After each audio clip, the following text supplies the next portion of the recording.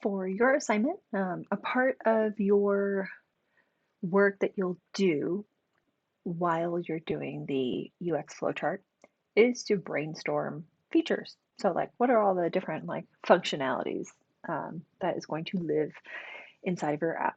So, I wouldn't say that there is a right way or wrong way to do this, but this is just one way of a couple of different ways. Essentially, like, how do you come up with ideas? So, let's go through what it looks like when I do it at work. So I start with the problem statement.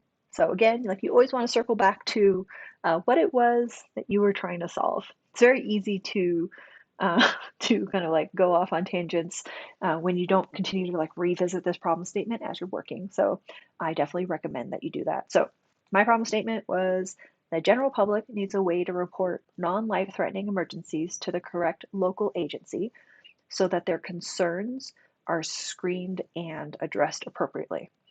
Okay, so what I want to do next is to review my UX flowchart. So like go back to that the flowchart that I made previous, like as part of my deliverables. Um, and then I'll open that. And then from there, I'll begin coming up with ideas. So let me switch over to Figma, which is peeking right behind here. So my sample flowchart, so this will look familiar from the last video. I've since filled in these boxes. So instead of saying step 1, step 2, step 3, I put content in. So what I'm going to do for now is just highlight it, copy it, and then I'm just going to dump it into a new FigJam. So this is the stuff I created like before actually. Oops, let me move that here. So I'm going to move that flowchart. I'm going to group it. Okay, a little bit of housekeeping. Sorry. Let's see. Okay, so put the flowchart there. These were some of the feature ideas when I jumped ahead in the assignment. So here's the problem statement, same color coding. So user, problem, rationale, struggle. Here's the initial flowchart. Very simple. I would expect a lot more from your flowchart because there would be at least 4 or 5 designers working on it. So it'd be a lot more complicated than this. But this is just an example. So here's my UX flowchart, and my goal is to come up with as many different like features and functionality as possible for this. So I'm just going to go ahead and first I'm going to ungroup. I'm going to color code some areas that I want to focus on. So I'm going to do app onboarding instructions, emergency intake, and then I'm just going to focus on these 3 for now because they sound the most interesting. Actually, this should be red because it's emergency, right? Then we'll do blue. Okay, so what I typically do is I try to think about them in silos. So like I'm going to just copy these out. So in order to keep my distractions at bay, I typically just have to focus on one thing at a time. So I'm going to, let's see, where do I want to start? I want to start with emergency intake because that, of course, is the core of the program that I'm working on. So I'm going to move the other stuff off the screen for now so I don't get distracted by it. So for feature ideas, what are all the ways someone can report an emergency? I think there's a lot. I'm just going to arbitrarily pull some shape. The shape doesn't mean anything. I just pulled it over, so don't read too much into it. Okay, so what are some ways? So I can call in an emergency. I could text. Okay, I'm just gonna put call text. What else can I do? I can do a video call. I could maybe do like a send a live stream. Can you send a live stream? Well, you notify them, then they click through to a live stream. Maybe send a video or photo that has been like pre-created. So like maybe like this person drove past an accident, took a video of it, now is like not near the accident scene, but wanted to send that that information. So send a video / photo. The chances someone may want to fill out a text form. I mean, if it's an emergency, filling out a form may just be like too much work, but I'll throw it in there. No reason to discount ideas at this stage. We're just brainstorming. So those are a few different ways that someone can report an emergency. So just going to put all of it. So looks like kind of a very messy mind map. Let's dig into some of these for a bit. Let's see. So these are very manual. So like when someone's having an emergency, they just need to tell someone, they need a way to tell someone right away. And someone else has to do essentially like all the thinking. Like one person is really focused on the emergency, the other person is focused on routing, right? So there's like the user and then there's an operator. So that's an interesting idea.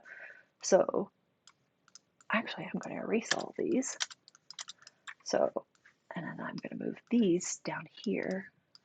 These don't move the way I want them to. Okay, so emergency intake report. I don't remember the word I said, but we'll just put reporter and then the operator. Witness. Victim. We'll do that instead because reporter sounds like, you know, literally like a news reporter. Okay, so for emergency intake, the witness, the victim, could be sending off all of these things. And then the operator may have a different set of features. So like if you were a 911 operator, what would you see? You would probably have some sort of dashboard. You would have a maybe like a way to notify different agencies, way to notify different or multiple agencies. You might have a way to escalate. So like it is like not literally house on fire, but like it is like the highest level like security issue. So you need to essentially jump like multiple chains of command to like route this to the right place. So kind of like an operator panic button, I suppose. What else would you need? You may need a way to collect. So way to collect data. And then probably, I don't know if feedback's, well, let's not go there. We'll just focus on these things for now. Okay, so if we zoom out here, let's zoom out a little bit. So for emergency intake, we've got features for the witness or victim, so essentially the person who's reporting the emergency, and then we have the operator, the person on the other line. And they will have their own set of features that they need to kind of like do their job, do their role.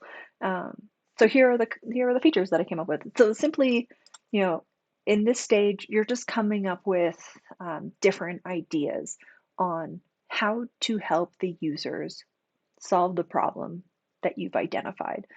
So here are some of the features that we just came up with together, kind of. All right, so let's take a look. Is there anything else, any other details I want to go into? So let's take app GPS / location features. So I mentioned earlier that there's like asynchronous and synchronous emergencies. So I'm actually going to pull those over. So I'm going to put synchronous and then asynchronous. So what's some of the functionality? Nope. Okay. Try not to get super hyper focused on cosmetics while doing this. Okay. Okay, so what are some of the features that I might need if I am currently like witnessing an emergency? So I need a way to send information, way to send / collect information. I need a way to send location information. Okay, so let's focus on GPS / location features. So The type of location information could be, place, so like literally like the GPS coordinates. It could be other data about like time, so movement. So if you're, okay, worst case scenario, let's say you've been kidnapped, you're in the trunk of a car, you may want to use this app to send like kind of like breadcrumbs, like all the places that this car is going that you're trapped in. So some sort of like movement map. That's not the right word, but that's just what comes to mind right now. Movement map with live GPS tracking. Okay, so there's that. What other information? Ways to, oh, I'm just going to consolidate that. Ways to collect location. What else do I need? Maybe if other people have this app, other identifying information of other nearby people with, with this app. Okay, that might go into some privacy issues, but again, just coming up with ideas. No bad ideas yet. Let's see, what else do they need? If I'm having an emergency, so how about like any media that I upload? So media uploads should include geo data. So usually they'll have like GPS coordinates or like the city. They can usually pin it straight to a map whenever you look at the metadata for photos or videos. Mm-hmm. So any media uploads should automatically show that information. Are any of the features, do they need to be different? If someone is just reporting the information, it's just one way. I don't know if it's different per se. I think maybe the way it shows up would be different, but I'm not sure if the features are much different. I'm sure if I sat with this for like another hour, I'd come up with something different, but we'll leave this as like generalized like app GPS and location features. So here, we already have some sort of like map that shows pins moving. That's at least what I'm imagining. Here you're showing maybe like your pin moving, but other people in relation to that. So those other people could be witnesses. They could be asked to provide information, or it could be the aggressor. So I'll just kind of like put that here. So like other witnesses, because that could have a whole different like feature design, right? Like, hey, there was a crime happening near you. Can you help us collect data? Like, that's kind of cool. That's a neat idea. Or ID the aggressor. I don't know. It seems a little iffy, but again, just logging ideas. No bad ideas yet. Okay, so all right. So I'm not going to focus on app onboarding instructions. So let's see. So we have emergency intake features. We have app GPS and location features. So I think the summary of this exercise is that there's not really like a right or wrong way to do brainstorming. As you see, what I've done here is I've looked at the problem statement. So the problem statement I have here, I took the flowchart and I kind of like cherry picked like really specific parts of the experience. I then created like smaller versions of the map or like a mind map, just like throwing ideas out on different stickies of different functionality you could use to address those goals and needs at that stage. And here I've even broken up by user type. So like if you wanted to, you could create like the consumer facing end. So like the person who's reporting or witnessing the crime, or not crime, sorry, the emergency. And then the operator end, like that's like a whole different UI. Like that's probably not going to be mobile. Maybe could be mobile, probably won't be mobile. But anyways, so here, like I'm already outlining features for like two different versions, or two different like sides of the same app. And then here, I took again like one of the core functionality pieces of the app, and I focus first on the synchronous side. So like, what are some things you need in real time when there's an emergency happening? And I focused for some reason on like one specific type of emergency, and it was an abduction. I should stop listening to so many true crime podcasts. But so based on that abduction, I came up with a couple of features. And then what I would want to do is kind of repeat that thought process for asynchronous. So like if I had witnessed an abduction, what would be some of the features and functionalities I would want or need? Um, so yeah, so then I would just continue repeating that for all the different parts of the app. In theory, as in a group project, this is something that you would want to do like both individually and together. Um, when you work together as a group, you'll get more ideas, more volume.